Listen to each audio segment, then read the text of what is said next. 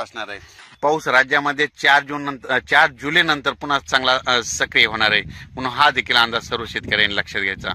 जवळपास म्हणजे सांगायचं झालं तर वर्धा, नागपूर, भंडारा, गोंदिया, अमरावती, अकोला, वाशिम, बुलढाणा, तसेच परभणी, जळगाव, जालना, बीड,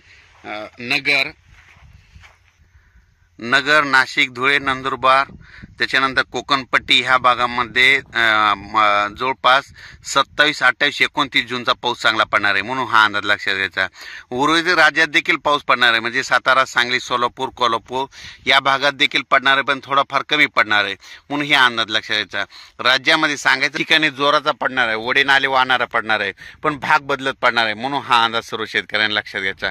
सर्व शेतकऱ्याला सांगू इच्छितो की राज्यामध्ये एकदम असा पाऊस बंद होणार नाही, राज्यात पाऊस चालूच राहणार आहे, म्हणजे जवळपास हे पावसाचं सत्र चालूच राहणार आहे। फक्त काय होणार आहे, आज इकडल्या भागात पडेल तर उद्या दुसऱ्या भागात, आज म्हणजे पश्चिम महाराष्ट्रात तर उद्या दक्षिण महाराष्ट्रात। शेतकऱ्याला सांगू इच्छितो ज्यांच्या शेतामध्ये ईदभर ओले तुम्ही पेरणी करायला काही हरकत नाही।